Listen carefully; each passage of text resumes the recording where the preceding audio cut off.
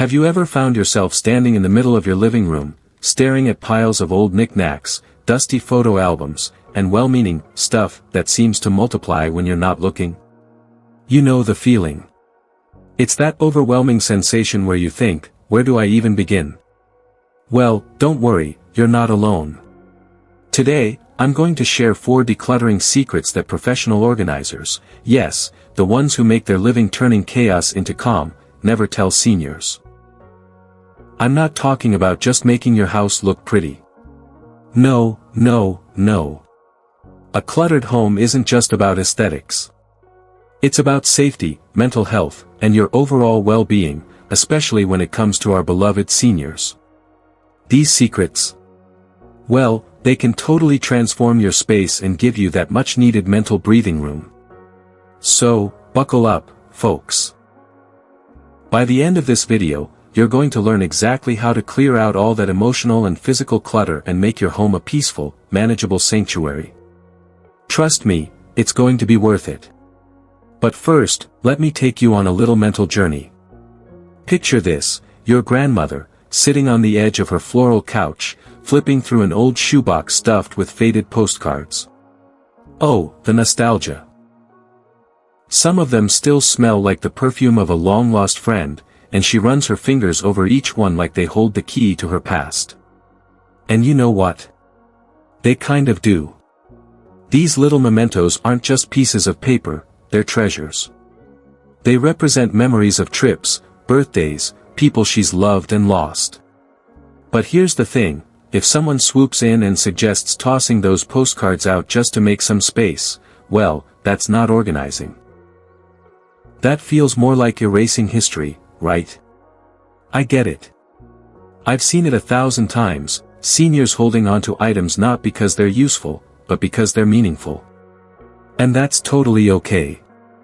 But when those collections of memories start to take over every corner, it can create emotional clutter, and let's face it, that's just as draining as physical clutter.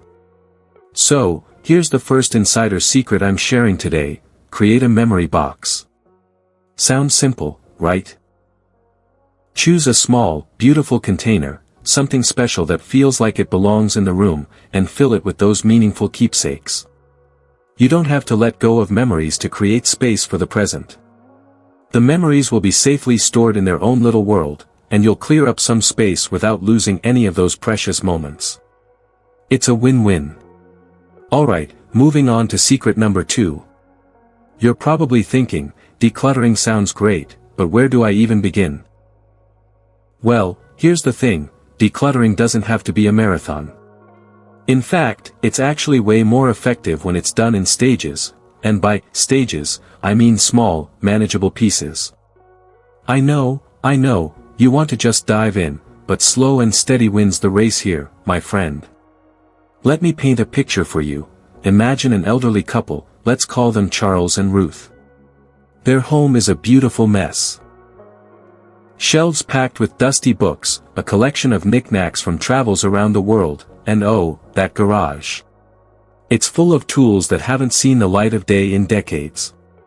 Now, their well-meaning daughter decides to come over and help. She rents a dumpster, grabs donation bags, and starts tearing through room after room like a tornado. By the end of the weekend, Charles and Ruth are emotionally drained and utterly exhausted. They didn't feel helped, they felt overwhelmed. Here's where the professionals know what they're talking about: don't declutter everything at once. Break it down. Tackle just one drawer. One shelf.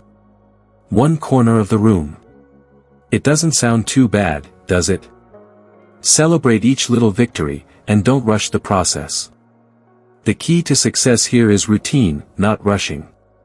Each step you take brings more clarity, and every time you clear a small space, it's like a mini celebration. Okay, now we're moving on to secret number 3. I know you're excited, so let's jump right in. This secret is all about redefining useful. You'd be shocked by how many seniors hold on to things that, frankly, they'll never use again, just because, well, they used to be useful. Picture this, your father still has a full toolbox, even though his hands can barely grip a wrench anymore. Or a closet full of shoes he hasn't worn in years. When you ask why he hasn't let go of them, the answer is usually something like, well, it might come in handy, or it was expensive. Sound familiar? Here's the thing, usefulness changes. What was useful once doesn't have to be useful now. So how do we approach this without causing any hurt feelings? Simple, the current usefulness rule. Instead of asking, did you use this last year? Ask, will this help you live better today? That's it. That small shift helps seniors focus on what serves them now, not what used to serve them. It gives them permission to let go of the old without feeling like they're throwing away their past. Alright, we're getting into the final secret now, and this one might just be the most important: involve the senior in the decision-making process. Wait, what? Yes, you heard me right. Decluttering with someone, not for them, is a game changer. Think about it. When you're involved in the process, it's empowering, and it shows respect for the person and their memories. Decluttering is about more than just the stuff, it's about relationships. I've seen this happen so many times. Let's take Mrs. Thompson as an example. Her son, bless his heart, was always eager to help. But he made one crucial mistake: he would come over and start packing up her things without asking. Her things. Her memories. Over time, she started to feel anxious every time he visited because it felt like her life was being erased without her consent. But when her granddaughter stepped in, total game changer. She sat with Mrs. Thompson, listened to the stories behind each item, and asked, "What do you want to keep?"